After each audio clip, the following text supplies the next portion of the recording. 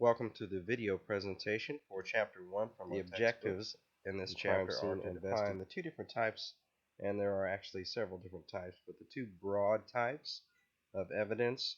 We'll talk about the difference between circumstantial and direct evidence, reconstructive and associative evidence as well, the value that evidence brings to an investigation. We'll also explore the difference between class and individualized evidence, which is an important concept to carry with you moving forward through the course.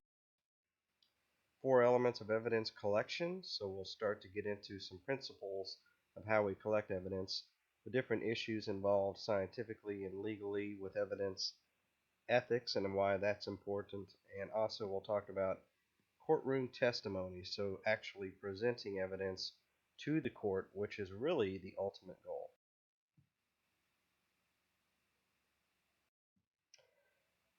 John Adams again is quoted here. He talks about facts, and really what we are discussing with evidence is the presentation of facts. So evidence essentially just presents facts to the tribunal. So we're bringing this, whether it's physical evidence or testimonial evidence, before the court and presenting it as fact. We hear the term forensics used in many different fashions, and we hear it applied to forensic science, and that is really what the essence of crime scene investigation is about. So we look back to Greek and Roman history. The forum essentially was where everyone would gather to receive news, and the word forensics extended from that forum where the laws were read and where the law was debated and such. And so forensics essentially just means as it relates to the law. So you can actually put the word forensics, it's kind of an adjective, before any sort of application. But if you put it before science, you're saying science as it relates to the law. So that is what forensic science is. So what is evidence? Again, evidence is, again, something legally submitted to a competent tribunal. So essentially that just means the court, as a means of ascertaining the truth of any alleged matter. So what is the purpose of a court? The purpose of a court is just to determine the truth. And the way that they do that is they look at evidence or facts that are brought before it. And honestly, the purpose of an investigation is to find the truth too. So as a police officer and as a supervisor, I always used to tell my detectives, we are not attempting to find someone guilty. We're just trying to find the truth. And if the truth tells us that person did not commit a crime, then we can't present a case to the prosecutor because we do not have enough probable cause.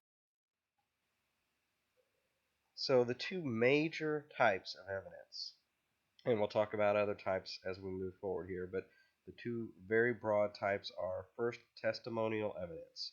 And this is just any evidence where someone has to talk and explain things. It's essentially somebody's testimony before the court. So if you see somebody sitting in the box and they're talking to the judge, they are giving testimonial evidence. Now the other part that we will focus upon in this course is real or physical evidence. So this is the actual evidence. You go to a crime scene and you process and you pick up and collect and present to the court. So two types are testimonial and what I will call more physical, as opposed to using the term real, but they're the same thing. So I've kind of jumped ahead of myself here, but here's the definition of testimonial evidence, and given under oath too. So this is where you see people respond to an oath. They are sworn in by the court clerk or sometimes even the judge. And you see also that it is usually given in response to questioning. So on minor cases like traffic offenses, you'll see people just kind of plead their case, but in other cases you'll see a prosecutor or a defense attorney lead them with questions. So the difference primarily too, so as not to confuse things, physical evidence has some sort of dimension. It has some sort of shape or size, and it can be extremely tiny. So we can talk about things like DNA. Nothing that we can see with the naked eye, but something that actually does exist and that we can collect. Some other types of evidence that aren't as broad, but we have circumstantial and direct evidence. So direct evidence is something that establishes a fact. And so if somebody actually sees something occur and they bring it before the court, that establishes a fact. I mean, or a confession. So you have a individual admit that they did a crime. They are stating irrefutably that they did this thing. Circumstantial evidence is what really I would say almost most evidence falls into, though. The judge or the jury has to make some sort of leap of faith that what they are presented to them is true and actual. So it's not absolute proof. So most evidence identified through forensic means is in fact circumstantial. So the judge, the jury, they have to believe that the crime scene investigator is telling the truth and how it was collected, and they have to make these leaps of faith that the science is real. So the value of evidence varies considerably. So you see, that's not a great description of the property that was stolen here. Other types of evidence: reconstructive and associative. Reconstructive essentially just tells the officer what were the sequence of events or how did things happen. And that's often very important when you have somebody trying to establish an alibi of where they were at a certain time or how things proceeded. It may make a determination on whether they're guilty or even the sentence that they get. So reconstructive just tells you here's what happened in the sequence of events. Associative ties somebody to the crime scene. So DNA is a great example. So you have some blood at a scene and you find an individual, you collect their DNA and it matches to the DNA that was found at the scene, then you know that associates them or ties them back to them. So why is evidence important? Some of these are pretty elementary, but first of all, it can prove that a crime has been committed. So there was a case in Kansas where they located a lot of blood in a car, but they never had a body. So they were able to tell the court that there's no way this person did not die because of the amount of blood that we found in this car. So even absent a body, they were able to proceed with a homicide conviction. So it just proved that a crime did occur. And if you look at the laws in the state of Missouri or the state of Kansas or wherever you may be from, you'll see that each law has an element or certain elements that must be met in order for a person to be found guilty of that law. And so key elements are important to establish. We just talked about associative evidence, and it really fits with the second bullet, the fact that it ties a person to a scene, and that's often what we're trying to accomplish when it comes to collecting and processing physical evidence. And this relates too, so their actual identity can be established too, not just tying them to the scene, but saying without question, this is the identity of the person. And we talk a lot about DNA already, but there's things like fingerprints that work too, or even video evidence can help tie somebody or identify a person to the scene. And here you have Barry Scheck, and his Innocence Project has been, Peter Neufeld has been very vital, and Johnny Cochran as well, but he is no longer with us. But it can exonerate the innocent, and again, we go back to DNA and the fact that DNA has really exonerated many people who were wrongfully convicted. Not the majority, thankfully, but quite a few have been exonerated through these. Okay, evidence can also corroborate testimony, and we've seen in some cases how testimony has been flawed in some cases, or people have been known to lie. So it is often good to tie physical evidence with testimony to help paint a brighter picture. Confessions are very important. If an individual has committed a crime, it's probably better if we can get them to confess because it helps remove doubt. And when people see that there's some physical evidence that ties them to a scene or a crime commission, they're more likely to confess. And in some cases, that physical evidence can tell a more truthful representation of what happened than eyewitness testimony. So physical evidence can be more reliable than physical evidence can be more reliable than testimonial. We've had a lot of things occur in the last few decades where crime scene investigation and physical evidence has become more important.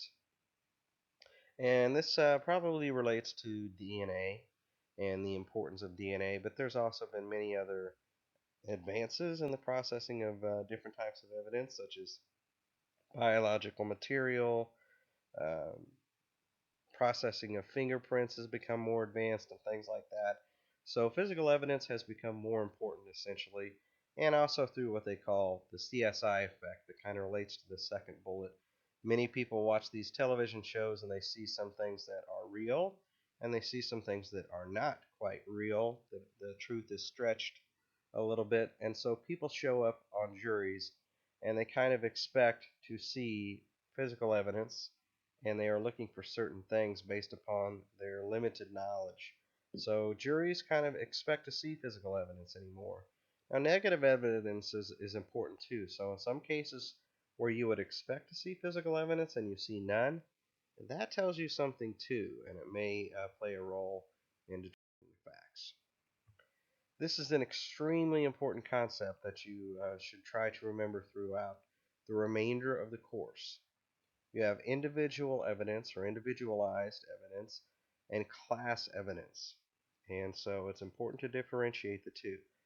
Most physical evidence really can only be associated with a class or group.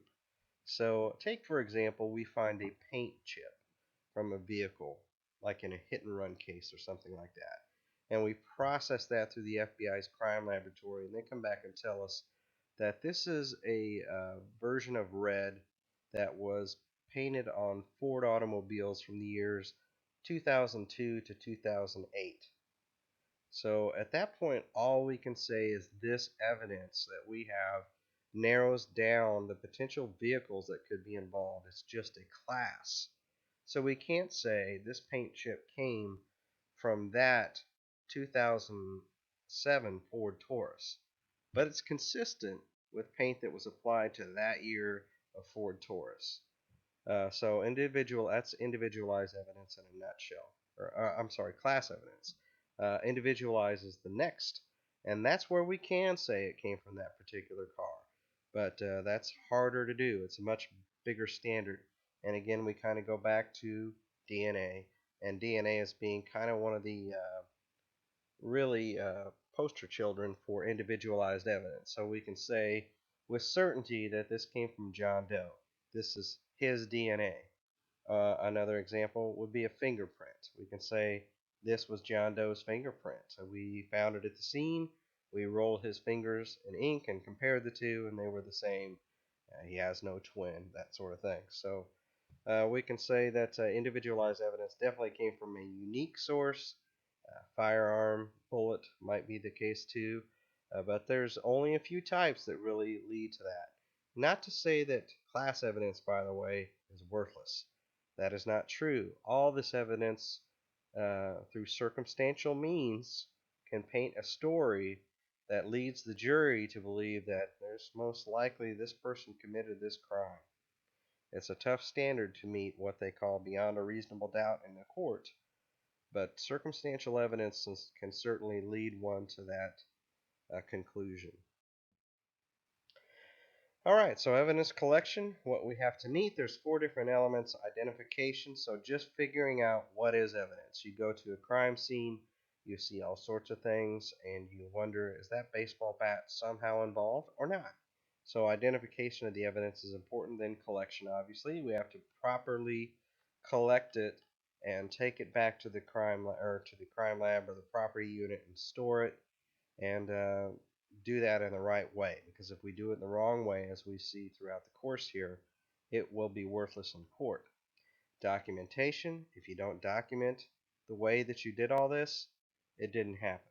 So it's important to write good reports and explain to the court how you did these steps.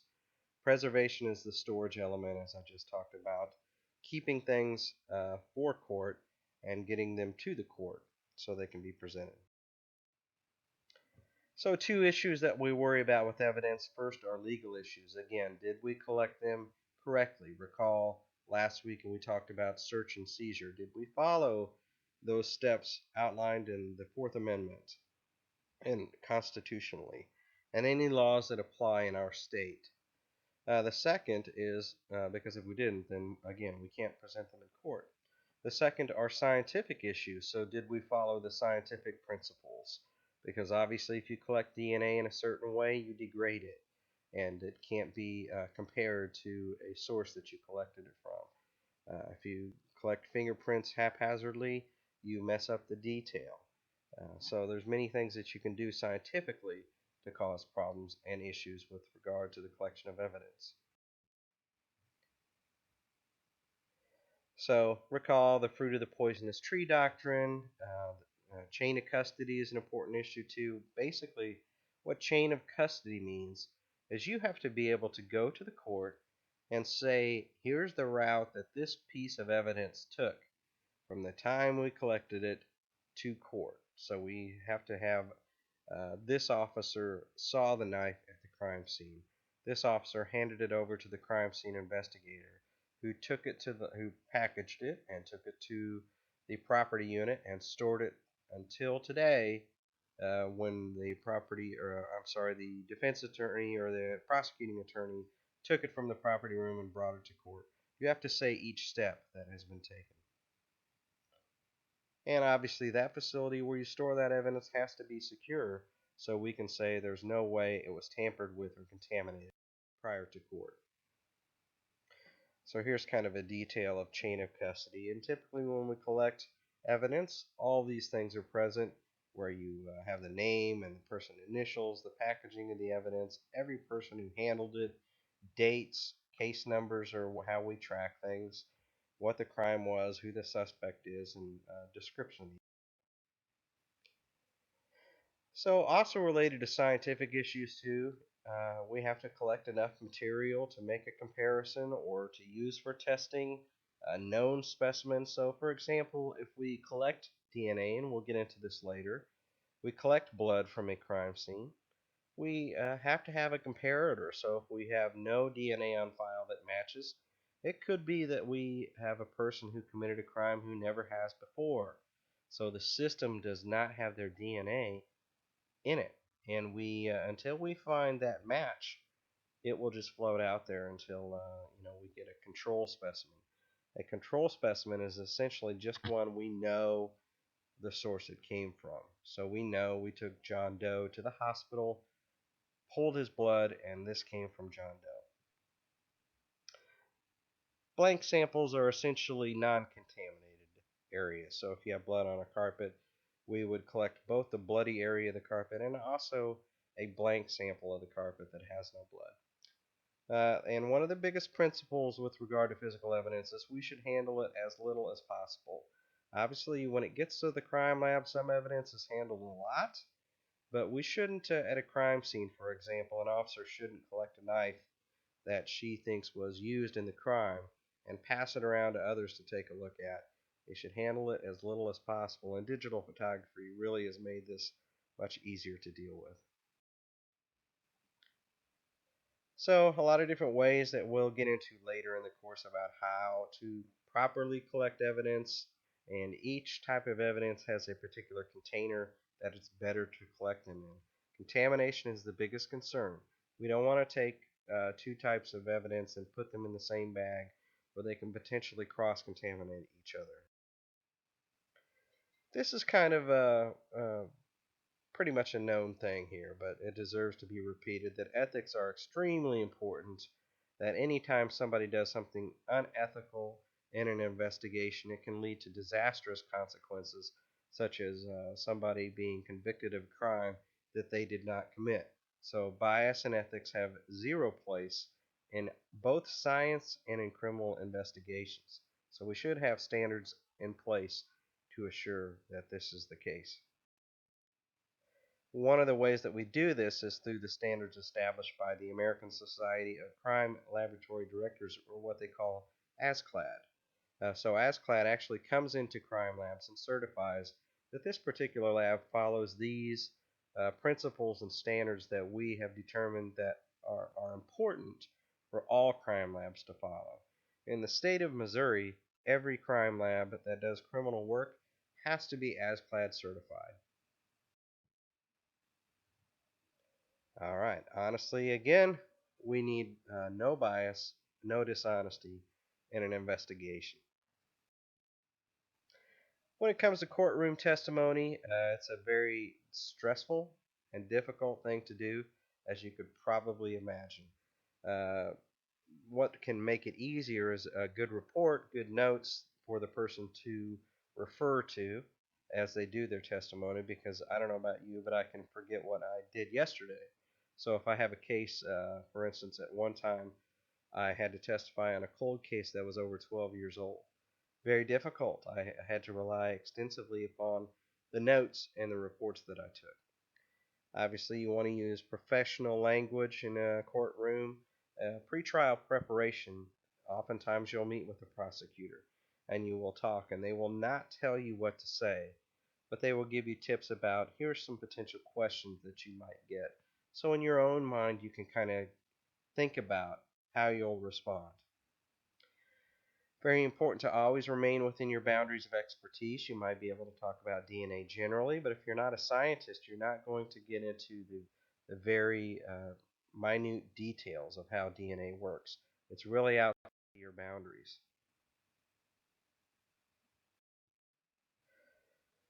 Proper dress. Most people dress up in suits or a dress or something that's corresponding to professional dress. When they ask questions, it's tempting for a defense attorney to look at the attorney and answer, but they tell you to actually respond both to the attorney and to the jury, but to spend quite a bit of time talking directly to the jury, because that is actually what your testimony is for them to consider. Good posture, and some attorneys, it is very common tactic to try to pressure you to answer quickly. You do not have to do that. You can take your time and thoughtfully think through the facts as you remember them before you answer. Like anything, avoiding the ums and ahs, avoiding animosity. So, again, another tactic attorneys may use is to try to make you mad or angry, and just keep your cool about the entire thing. Watch your speech volume and pace. It is okay to say you can't remember. That's okay to do. If you don't remember, it's better to say that and be truthful than to try to make something up. It is okay also to admit when an error has occurred. These are human investigations. Humans make errors, and it's okay to do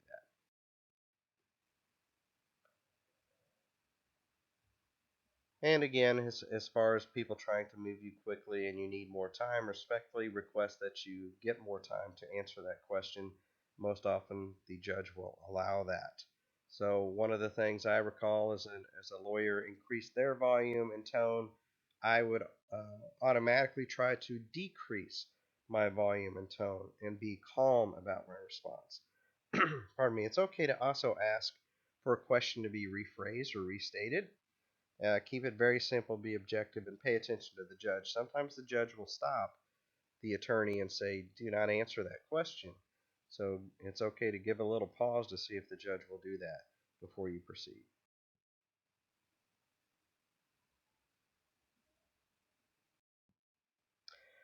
All right, the important thing to remember is that crime scene investigation is teamwork, and it takes many different elements, and that's what we'll talk about in the chapters to come. We have to use all our resources in order to be effective.